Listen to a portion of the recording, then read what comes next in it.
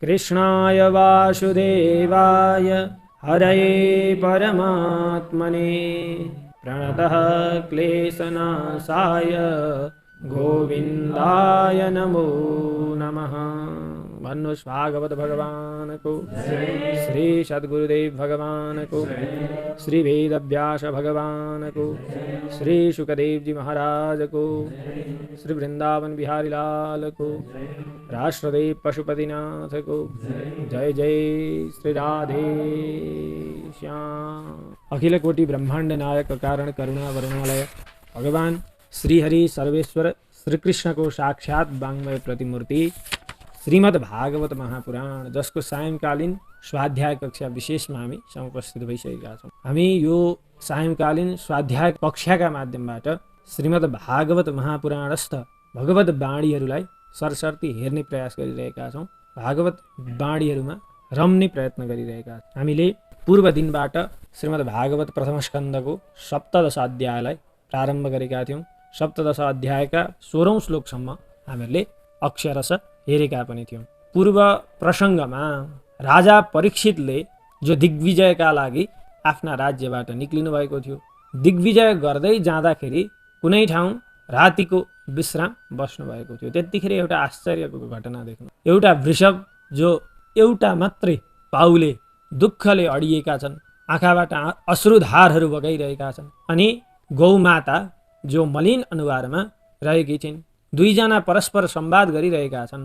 अलिक टाढैबाट सुन्नुहुन्छ अनि यसो हेर्नुहुन्छ, एउटा दण्डधारी राजाको वेशमा ती दुई गौमाता र वृषभलाई चाहिँ पाद प्रहार गरिरहेको छ, हातमा दण्ड लिएको छ, दुःख दिइरहेको छ। यो देख्नुहुन्छ राजा परीक्षितले र छेउमा आएर त्यो नृप भेषधारी शूद्र व्यक्तिलाई पनि, तिमी को हौ, किन यस्तो दण्डनीय कार्य गरिरहेका छौ? यी निरपराध दुई वृषभ र गौमातालाई किन दुःख दिइरहेका छौ भनेर हकार्नुहुन्छ। अनि ती वृषभलाई पनि को हुनुहुन्छ हजुर? कुनै देवता त हुनुहुन्न वृषभको भेषमा, अथवा को हुनुहुन्छ माता हजुर? किन यसरी दुःखी हुनुहुन्छ भनेर प्रश्न गर्दै हुनुहुन्छ। अनि तपाईहरू दुःखी नहुनुहोस्, मेरा राज्यमा आजसम्म आँखाबाट अश्रुधाराहरू बगाएर यति धेरै दुःखी भएको सायद तपाईँ नै हुनुहुन्छ होला वृषभदेव। तपाईँभन्दा अगाडि पनि मैले यसरी दुःखी कसैलाई देखेको थिइनँ र अब पछाडि पनि म कसैलाई दुःखी हुन दिनेवाला छैन भनेर यसरी सम्झाइराख्नु भएको छ। यति बेलै अब धर्मले राजा परीक्षितलाई भन्न आँट्नुहुन्छ। अब धर्मले के भन्नुहुन्छ? सुतजी महाराजले सौनकादि 88,000 ऋषिहरूलाई के सुनाउनुहुन्छ, यो कुरा हामी पनि हेर्ने प्रयत्न गरौँ। एतद्वः पाण्डवेयानां युक्तमार्ता भयं वचः येषां गुणगणैः कृष्णो दौत्यादौ भगवान् कृतः। पाण्डवेयानां, पाण्डव वंशका उत्तराधिकारी हुनुभएका वह हजुरको एतत् यो आर्ता भयं वचः, दुखीहरूलाई अभय प्रदान गर्नेवाला भएको जो वाणी छ यो युक्तम, युक्तिसङ्गत छ परीक्षित राजा, हे राजन भनेर यहाँ धर्मले भन्नुभयो। येषां पाण्डवेयानां, जो पाण्डव वंशीहरूको अथवा पाण्डवहरूको गुणगणैः, गुणका समूहहरूलाई देखेर नै भगवान कृष्ण, भगवान श्रीकृष्णले पनि हजुरहरूको अथवा अर्जुनको दौत्य आदौ कृतः, दौत्य आदि दूत सारथी आदि यस्ता विभिन्न कार्यहरू गर्नुभएको थियो। यो हजुरको वचन युक्तिसङ्गत छ। तपाईँहरूका राज्यमा यसरी कोही पनि दुःखी पक्कै पनि थिएनन्। न वयं क्लेशबीजानि यतः स्युः पुरुषर्षभ पुरुषं तं बीजानीमो वाक्यभेद विमोहिता। हे पुरुष ऋषभ, हे पुरुषहरूमा श्रेष्ठ परीक्षित, वाक्यभेद विमोहिताः, विभिन्न शास्त्रहरूका विभिन्न भ्रमयुक्त वाणीहरूले विमोहित भएका वयम हामीहरू, तम ती पूर्ण ब्रह्म परमात्मा पुरुषम पुरुषलाई नबिजानीमो, जान्दैनौँ। ती परम पुरुष भगवान परब्रह्म परमात्माको तत्त्व ज्ञान हामीहरूलाई थाहा छैन। किनभने हामी के गर्छौँ? विभिन्न शास्त्रहरूमा भएका विभिन्न वाणीहरूलाई अध्ययन गर्छौँ अथवा हेतपूर्ण वाणीहरूलाई अध्ययन गर्छौँ, जसले हामीहरूलाई भ्रम बनाइदिन्छ अथवा विमोहित बनाइदिन्छ। त्यसकारण हामी ब्रह्मको उपयुक्त स्वरूपलाई जान्दैनौँ। अनि यतः यिनै भ्रमहरूबाट नै क्लेश बीजानिस्यु, क्लेशका दुःखका कारणहरू के हुन्छन्? सिर्जित हुन्छन्। हामी आफूलाई अध्ययनशील मान्छौँ, धेरै शास्त्रहरूको अध्ययन त गर्छौँ, तर त्यसको निचोड निष्कर्ष अथवा तात्पर्य वाक्यलाई बुझ्न सक्दैनौँ, तात्पर्य अर्थलाई बुझ्न सक्दैनौँ। त्यसबाट भ्रम उत्पन्न हुन्छ, जुन भ्रमले गर्दा हामीलाई के गर्छ? कष्ट प्रदान, जुन भ्रमले हामीलाई कष्ट प्रदान गर्दछ भन्नुभयो। केचित् विकल्प वशना आहुरात्मानमात्मनः दैवमन्ये परे कर्म स्वभावमपरे प्रभुम्। विकल्प वशना अथवा द्वैतलाई नमान्ने भएका यस्ता ब्रह्म र जीवात्माको एकाकार स्वरूपलाई मान्ने यी हुन् त होइन, त्यस्ता पनि होइन। द्वैत्व भनेको जो जीव र परमात्माको अस्तित्वलाई नै नमान्नेवाला, जीवात्मा परमात्माको अस्तित्वलाई नै नमान्नेवाला, जो शरीरलाई नै के मान्दछन्? चैतन्य मान्दछन्, अथवा पञ्चमहाभूतको यो सङ्गमलाई नै उनीहरू सर्वस्व मान्दछन्। यस्ता चार भाग जस्ता नीति भएका व्यक्तिहरूले के गर्दछन् त भन्दा आत्मनः आत्मानं प्रभुम मन्यन्ते।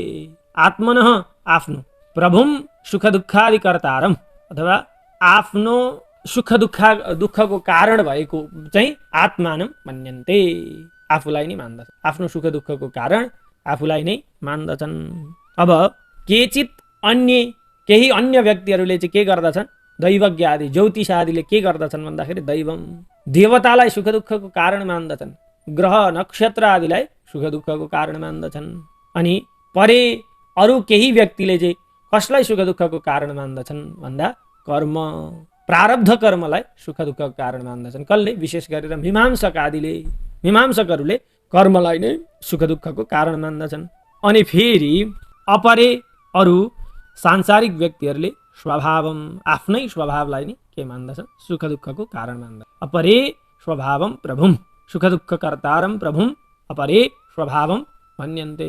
अरूले सुख दुःखको कर्ता आफ्नै स्वभावलाई मान्दछन्, कसैले आफैलाई मान्दछन्। जो चारवाक नीतिका व्यक्तिहरू छन्, भनौँ अध्यात्मलाई नमान्ने होइन, यस्ता व्यक्तिहरू, जो भौतिकवादी व्यक्तिहरू छन्, त्यो तिनीहरूले आफूले आफैलाई सुख दुःखको कर्ता मान्दछन्। अथवा कोही आत्मज्ञानी व्यक्तिहरू छन्, विकल्प वसना भनेका जसले चाहिँ आत्मा र परमात्मालाई एक दृष्टिले देख्दछ, अथवा आत्मा नै परमात्माको अंशभूत हो भन्ने जान्दछ, त्यसले पनि के मान्दछ भन्दा आफ्नो सुख दुःखको कारण, आफूलाई हुने जो सुख दुःख आदिको कारण छ ऊ आफैलाई मान्दछ। आत्मैव रिपु आत्मनः, होइन, आफ्नो शत्रु आफै हो, आफ्नो मित्र पनि आफै हो। आत्मैव आत्मनो बन्धु आत्मैव रिपु आत्मनः, आफ्नो बन्धु पनि आफै हो र आफ्नो शत्रु पनि आफै हो। यसरी कोही आत्मज्ञानी पुरुषहरूले पनि त्यसरी मान्दछन्, अथवा कोही आत्म परमात्माको अस्तित्वलाई नमान्ने व्यक्तिहरूले पनि त्यसरी मान्दछन्। अप्रतर्क्याद निर्देश्याद इति केष्वपि निश्चयः अत्रानुरूपं राजर्षे बिम्रिष स्वमनीषया। केषु इति अपि निश्चयः, कसैको यस्तो पनि निश्चय छ, कसैले यस्तो पनि मान्दछन्। कस्तो मान्दछन् भन्दा अप्रतर्क्याद, मनोगोचरत, गोचरात मन अगोचरात, मनको विषय नभएको अथवा मनले प्राप्त गर्न सकिने। अनि अनिर्देश्यात, परमेश्वरात, अथवा इन्द्रिय अगोचरात, इन्द्रियहरूद्वारा भेट्न नसकिने यस्ता परमेश्वरात, परमेश्वरलाई नै, अथवा अनिर्देश्य अप्रतर्क्य परमेश्वर एव सुख दुःखादीनां हेतु कारणः। अनिर्वचनीय, निर्गुण, निराकार, जो वाणीको विषय होइनन्, यिनै भगवान नै के हुनुहुन्छ? सुख दुःखका कारण हुनुहुन्छ भनेर पनि कसैले निश्चय गर्दछन्। हे राजर्षे, हे राजर्षि परीक्षित, अत्र यो विषयमा स्वमनिषया आफ्नो बुद्धिद्वारा बिम्रिष विचार गर्नुहोस्। अनुरूपम, जो युक्तिसँग छ त्यो कुरालाई चाहिँ आफ्नो बुद्धिद्वारा हजुर आफै के गर्नुहोस्? विचार गर्नुहोस् भनेर धर्मले परीक्षितलाई भन्नुभयो।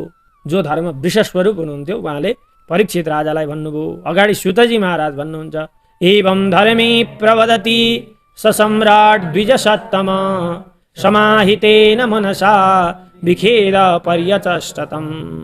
धर्मे एवं प्रवदति, धर्मले यसो भनिसकेपछि, द्विजसत्तम, हे ब्राह्मण श्रेष्ठ शौनकजी, ससम्राट ती राजा परीक्षितले विखेद भ्रमलाई त्यागेर भ्रमरहित भएर समाहितेन मनसा भनेको शान्त मनले तम पर्यचष्ट त्यो कुरालाई के गर्नुभयो, विचार गर्नुभयो, त्यो कुरा जान्नुभयो भनौँ न। अनि राजा परीक्षित यहाँ धर्मलाई भन्दै हुनुहुन्छ, धर्मम ब्रवीषि धर्मज्ञ धर्मोषि वृषरूपधृक् यद धर्मकृत स्थानम सूचकस्यापि तद्भवेत्। धर्मज्ञ, हे धर्म जान्नेवाला, वृषरूपधृक् वृषभको स्वरूप धारण गरेका त्वम तपाईँ धर्मसी तपाईँ साक्षात् धर्म हुनुहुन्छ। राजा परीक्षितले थाहा पाउनुभयो सामान्य व्यक्तिले यस्ता कुरा गर्दैन। अब भन्नुहुन्छ त्यसै कारणले गर्दा धर्मम ब्रवीषि तपाईँ धर्मको उपदेश गर्दै हुनुहुन्छ, तपाईँ साक्षात् धर्म हुनुहुन्छ, त्यसकारण नै धर्मको उपदेश गर्दै हुनुहुन्छ। अधर्म कृत यत स्थानम, अधर्म गर्ने व्यक्तिहरूका लागि जो स्थान छ नरक छ, सूचकस्यापि तद्भवे, सूचकस्य भनेको दुःख दिनेलाई पनि, सूचक भनेको सुइरो सियो भनौँ न, सियोले के गर्छ घोज्छ नि, घोचेर दुःख दिन्छ। यस्ता सियो प्रवृत्तिका जीवहरूलाई पनि सूचकस्य अपि तद्भवे त्यही स्थान उपयुक्त छ भनेर यहाँ परीक्षित राजाले भन्नुभयो। अथवा देवमायाया नूनं गतिरगोचरा चेतसो वचसश्चापि भूतानामिति निश्चयः। देवमायाया, देवता की माया अथवा भगवान की माया जो छिन् प्रकृति, अथवा नूनम निश्चय नै तिनको गतिलाई चाहिँ भूतानाम प्राणीहरूको चेतसः मनले र वचस बाणीले पनि तिनको गति चाहिँ के छ, अगोचरा, तिनको गति जान्न सकिँदैन, त्यो देखिनेवाला छैनन् ती माया, भगवान की माया जो छिन् ती प्राणीहरूका जीवहरूका न मनले अथवा न बाणीले नै तिनको पार पाउन सक्दछ। इति निश्चय, यो कुरो निश्चय नै हो भनेर परीक्षितले भन्दै हुनुहुन्छ। तपः शौचं दया सत्यम इति पादा कृते कृताः अधर्मांशैस्त्रयो भग्नाः स्मयसङ्गमदैस्तव। कृते सत्ययुगमा तपः शौचं दया सत्यमिति पादाः, तप शौच दया र यो सत्य यी यति चार पाउहरू तपाईँका थिए। अब स्मयसङ्ग मदैहि, स्मय भनेको व्याभिचार काम वासना, अनि सङ्ग भनेको आसक्ति, मदले चाहिँ यी चाहिँ के हुन् भन्दा अधर्मांशैहि अधर्मका अंशभूत भएका यिनीहरूले चाहिँ त्रयो भग्नाः, तब त्रयो भग्नाः तपाईँका तीन पाउहरू के भए, भाँचिएर गए, नष्ट गराए। तब त्रयो पादाः भग्नाः कृताः, तपाईँका तीन पाउहरू चाहिँ के गरे, भग्न गरे, नष्ट गरिदिए। इदानीं धर्मपादस्ते सत्यं निर्वर्तयेद्यतः तं जिघृक्षत्य धर्मो य मन्त्रितेनैधितः कलिः। इदानीं अहिले चाहिँ सत्यम ते पादः, हे धर्म सत्य एउटा मात्रै तपाईँको पाउ छ। यतः जुन पाउद्वारा, जुन सत्य रूपी पाउद्वारा चाहिँ निवर्तयेत, हजुर जसो तसो दुःखले उभिनु भएको छ, रहनु भएको छ।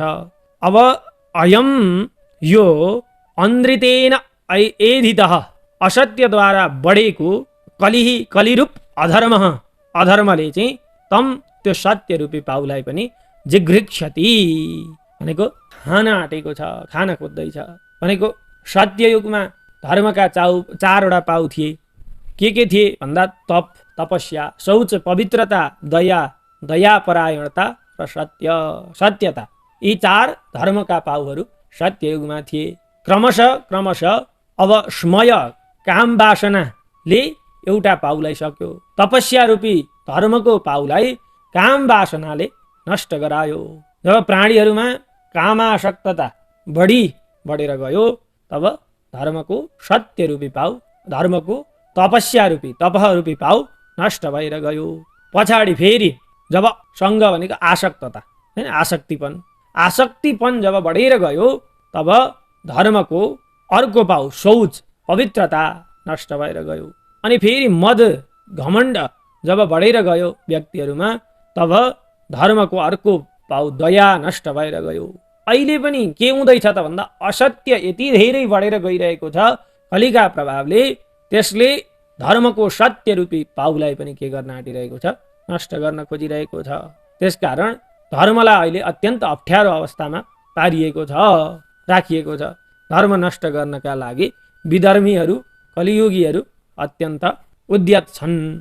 अब यहाँ अगाडि गएर भन्नुहुन्छ, इयं च भूर भगवता न्यासितोरुभरा सती श्रीमद्भिस्तत्पदन्यासैः सर्वतः कृतकौतुका। इयं च भू, यी पृथ्वी माता। त्यहाँ ती धर्मले के भन्दैछन् भन्दा यसो गौ मातातिर देखाउँदैछन्। यी गौ माता, यी गौ नभएर पृथ्वी माता हुन्। इयं च, यी पृथ्वी माता पनि भगवता, भगवानद्वारा न्यासितः, अन्योन्य द्वारतः न्यासितः, त्यागिनु भएका, अथवा न्यासितः उरुभराः मतलब भारहरूलाई नष्ट गरिदिनु भएको भएर, जस्तो भगवानद्वारा पृथ्वीको सम्पूर्ण भारहरूलाई के गरिदिनु भयो, भगवानले नष्ट गराउनु भयो। अनि श्रीमद्भिः तत्पदन्यासैः, वज्र ध्वज आदि अंकित भएका भगवानका चरण कमलहरूका ती छापले गर्दा सर्वतः चारैतिरबाट कृतम कौतुकम मङ्गलम यस्या, कृत कौतुका अथवा कृतम कौतुकम मङ्गलम सा कृत कौतुका, चारैतिरबाट मङ्गलमयी सती भनेकी रहनुहुन्थ्यो।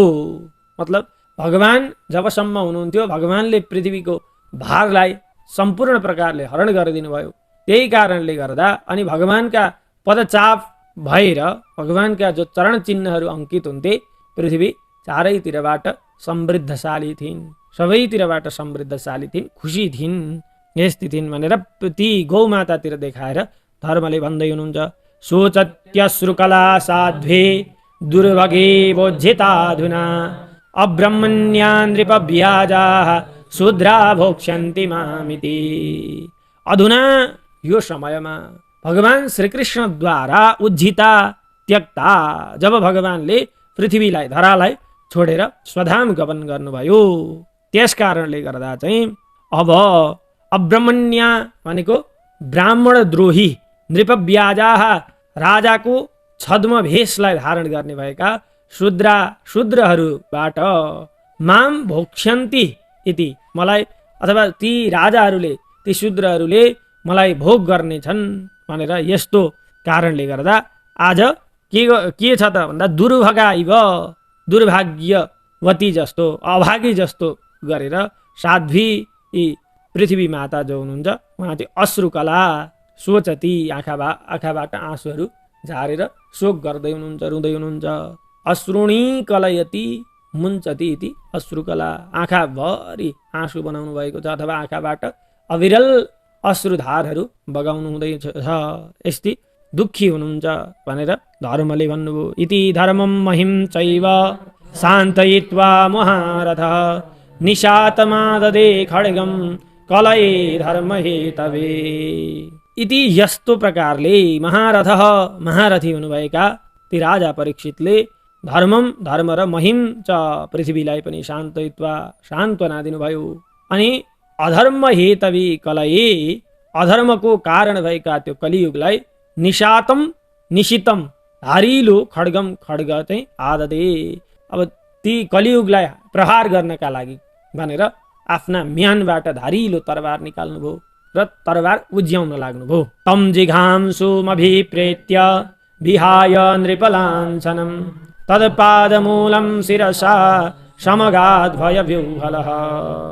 तम जिघांसुम, ती राजा परीक्षितले मलाई अब मार्न आँट्नुभयो, अब मेरो वध गर्न आँट्नुभयो भन्ने कुरा अभिप्रेत्य जानेर, यो कुरालाई चाहिँ जानेर नृपलाञ्छनं विहाय, त्यो राजाको जो छद्म भेषलाई धारण गरेको थियो त्यसलाई तत्काल के गर्यो, त्यो कलिले त्याग गर्यो, आफ्नो स्वरूपमा आयो र शिरसा, शिरले तत्पादमूलम, ती परीक्षितका चरण कमलमा समगात, दण्डवत गर्यो। भन्नुको मतलब राजा परीक्षितका अगाडि कलियुग के भयो, लम्पसार भयो।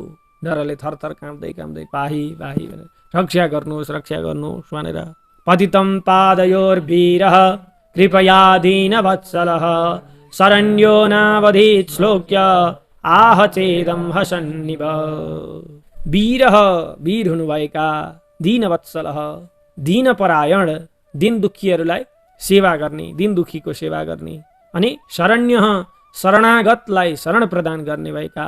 त्यस्तै श्लोक्यः कीर्तिशाली ती राजा परीक्षितले पादयोः चरणमाथि पतितम लडेको, लम्पसार परेको यस्तो व्यक्तिलाई नअवधित मार्नु हुँदैन अथवा मार्नका लागि योग्य हुँदैन भन्ने यस्तो सम्झेर हसन्निव हाँस्दै हाँस्दै इदम च आह यो कुरा भन्नुभयो।